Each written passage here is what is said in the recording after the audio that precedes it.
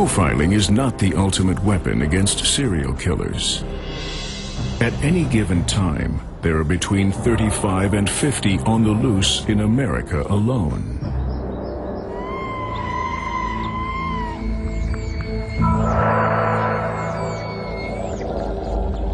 I always knew right from wrong, but I still was not able to prevent myself from acting.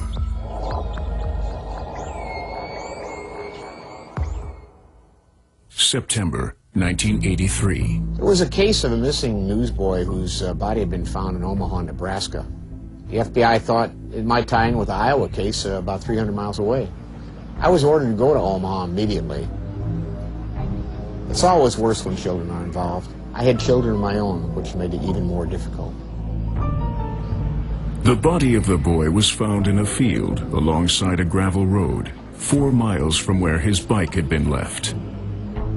So I was ordered to assist the local law enforcement and the FBI construct a criminal profile and to do a crime analysis to aid in the investigation.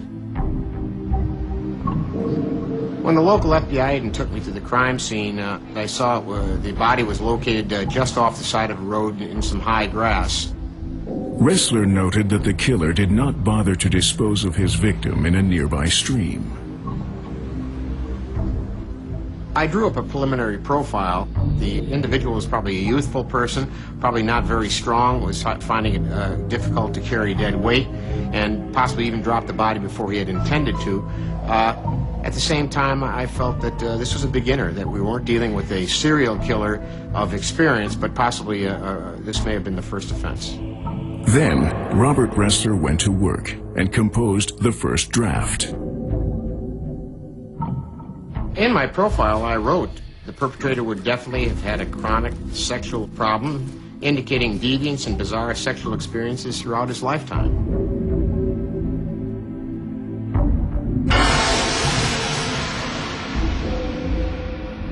The way the body of the little boy was found told Robert Ressler a lot about the killer. Although there was apparent sexual motivation, there was no actual sexual act. There was no penetration on this young man. His underpants apparently had never been removed. It suggested to Ressler that the killer was young and inexperienced when it came to sex. There was a missing portion of the young boy's shoulder, about the size of a silver dollar, where it had just been sliced away. Also on the leg, there was a missing portion of flesh.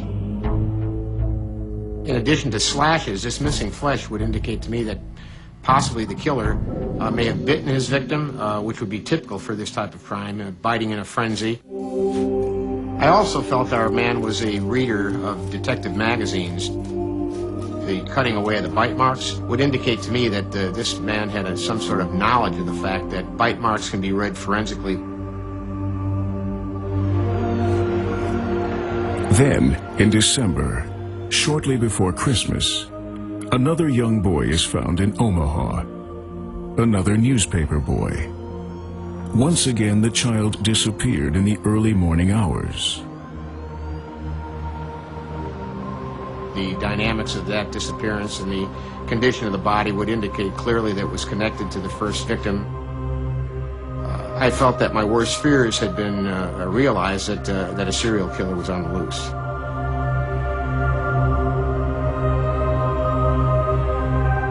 The second killing had been different from the first in one crucial aspect. The killer was more planned, more premeditated, that he had put a lot of thought into this crime. He had taken obvious enjoyment in the cutting and slashing of the victim.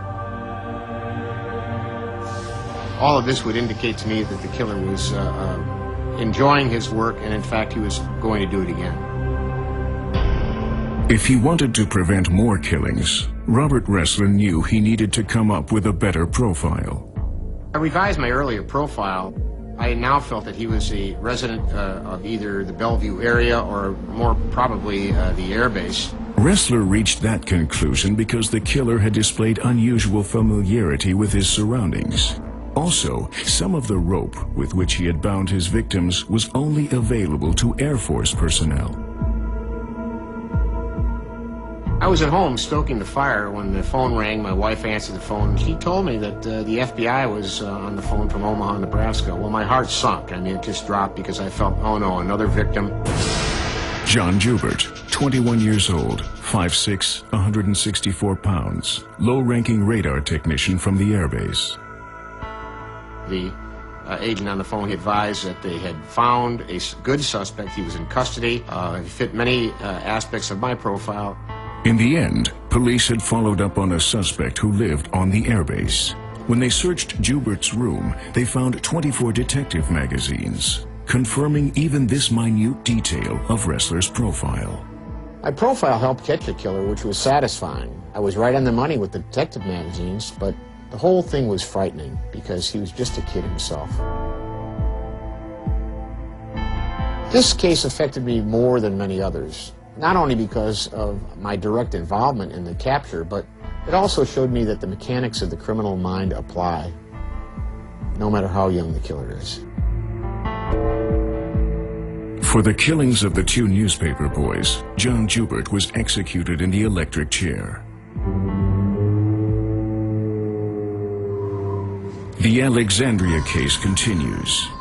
The next victim was held underwater by the killer until she stopped struggling.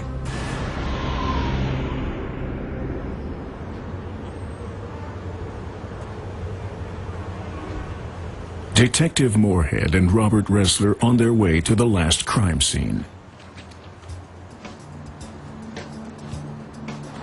This particular case here, the lady was found by some kids that were playing in the area around this stream, and they went in the culvert and found her body about halfway down with debris from the storm that had been washed in there, and it was thrown over the body. And this is the culvert that she was found in.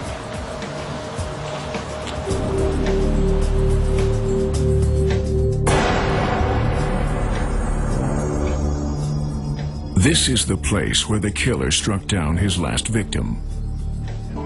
Sometimes it feels like the killer is still here. It's chilling. It's frightening. I often wonder, am I not venturing too far? It all revolved around having complete control. Why and where it came from, I don't know.